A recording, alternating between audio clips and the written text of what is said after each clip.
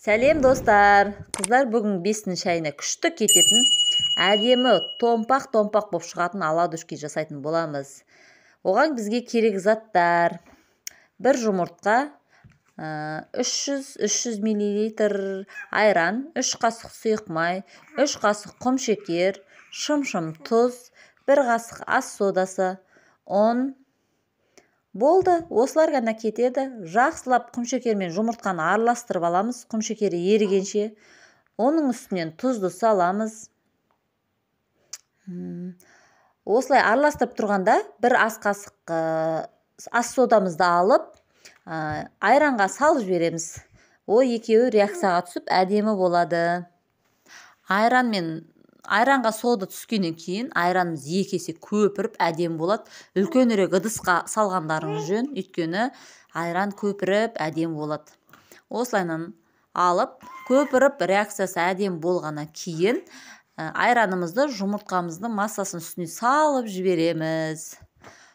Содан кейін 3 қасық сұйық май құятын боламыз. Міне қыздар, көрдіңіздер ме? Әдемі осындай реакция болу керек. Ол реакция болды деген содаңыз жақсы, срок өтіп кетпеген деген сөз.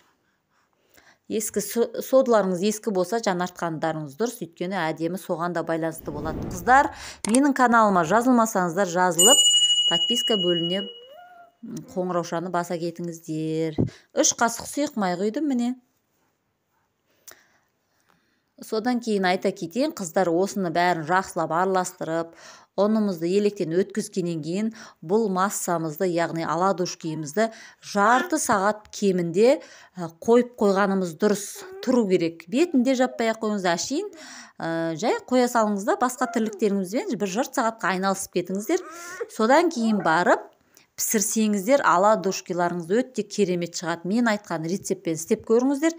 Бесін шайына сгущенкамен, балмен, не болмаса, тіпті ол жоқ болса үйде вареньемен әдемі кетеді. Өйткені бұл жерде құмшекері аз, 3 қасық салғам.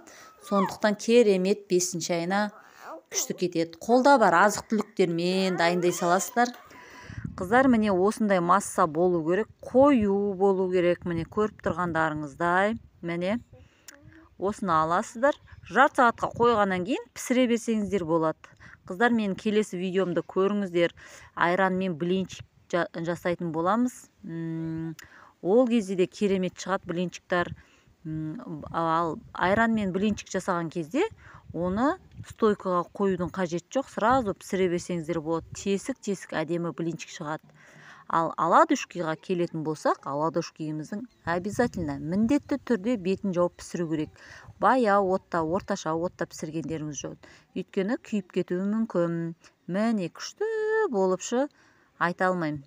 Биік болып көтеріледі, қатты майды сормайды, әдемі пісетін болады. Қыздар, бетін жауып қоямыз. 1 минутта болмайды, енді керемет. Өздеріңіз қарап пісірсеңіздер, міне керемет, міне осындай үлкен болып, биік болып көтерілетін болады.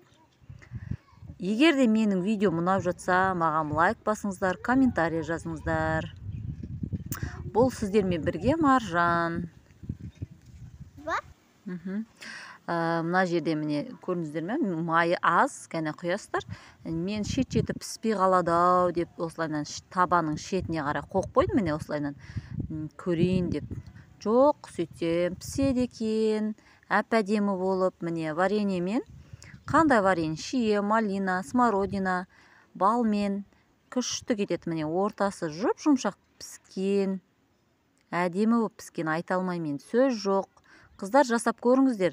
Сіздерге сәттілік, бізге ас болсын.